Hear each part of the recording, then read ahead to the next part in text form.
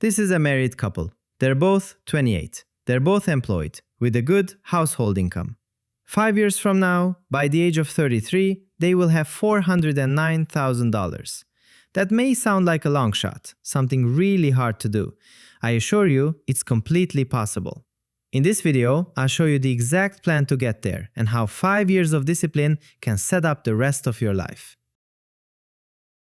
The plan is simple. Live on one income, invest the other, for just 5 years. That's it. That's the whole strategy, nothing else. Let's run the math so you can see how the 400,000 happens. Then we'll talk about the strategy that makes it possible. And before the math, one thing worth understanding, because it's why this works for you and not for everyone. If you're single and you want to save half your income, you have to gut your life. Move somewhere cheaper, cut everything, live like a student. It's possible, but it's painful, and most people quit. A couple saving half doesn't have to cut anything. They just have to not upgrade. One income builds the life. The second one simply never gets spent. Same apartment, same car, same restaurants, nothing sacrificed, because nothing was ever added.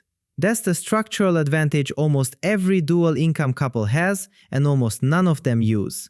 Let's take an example to keep it concrete. Say the household income is $200,000 gross. After federal tax, payroll tax, and an average state income tax, they're taking home around $144,000, $12,000 a month. So they draw a line down the middle. They build their entire life, rent, food, car, insurance, everything on $72,000 a year, $6,000 a month. That's one salary. It's more than the median American household earns, so this isn't deprivation. Nobody's starving.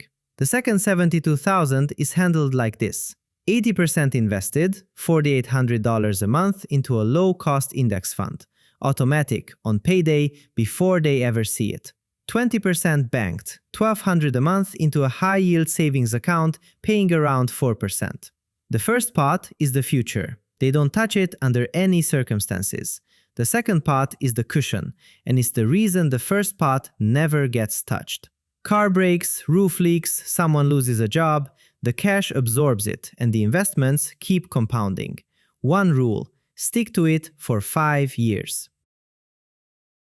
Watch what happens. End of year 1, $72,000. 58 invested, 14 in cash. Year 2, $149,000. Year 3, $230,000. Year 4, $317,000. Year 5, $409,000. 331 invested, 78 in cash. Now look at what that cash pile actually is. $78,000. A full year of one person's take-home pay sitting in a savings account. Either of them could lose their job tomorrow and nothing changes. They don't sell a single share. But here's the part that should genuinely stop you. Suppose after year 5, they never invest another dollar. They stop completely. They spend every cent they earn from that day forward. That $331,000 left alone at a normal market return, in 10 years it's $652,000. In 20 years, $1.28 million. In 25 years, $1.8 million.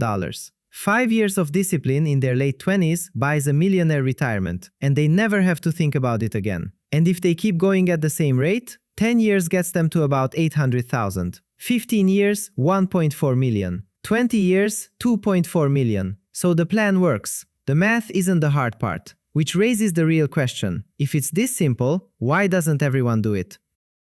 Because the plan comes down to two things you have to survive: lifestyle tax and social pressure. First, lifestyle tax. Here's what people usually do. Income goes up and spending goes up right behind it. Bigger house, bigger car, branded clothes. You get a raise and within about 3 months it's been absorbed. Slightly nicer apartment. Deliveries instead of cooking. The upgraded phone. None of it feels like a decision. Each one is small, reasonable, and permanent. And for couples this happens twice as fast, because there are 2 incomes inflating at once. 2 people's raises. 2 people's upgrades. You see the extreme version of this in professional athletes. They earn more in 5 years than most people earn in a lifetime. Their lifestyle expands to match the paychecks, and when they retire, the lifestyle stays and the income doesn't. A startling number of them end up with nothing. You're not immune because you earn less. You're subject to the same rule on a smaller scale. Which means the question was never how much you make, it's how much of it you get to keep. The second one, social pressure.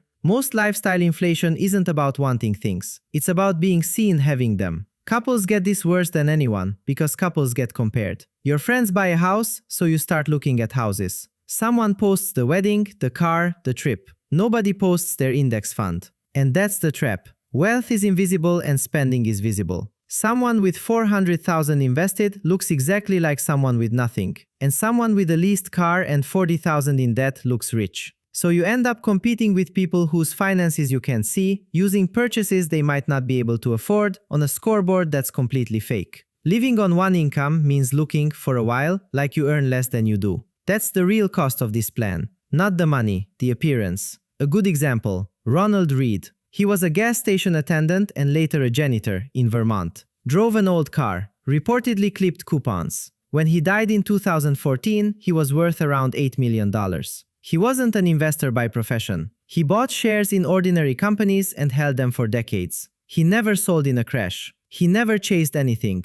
And nobody knew. His neighbors didn't know. The people he worked with didn't know. He looked exactly like what he was. A man with a modest job and an old car. I'm not telling you to clip coupons or drive a broken car. I'm showing you what discipline compounds into when nobody's watching. Living on one income might sound harsh, but it's completely possible without living in poverty. You just have to ignore the social pressure and cut what you don't need.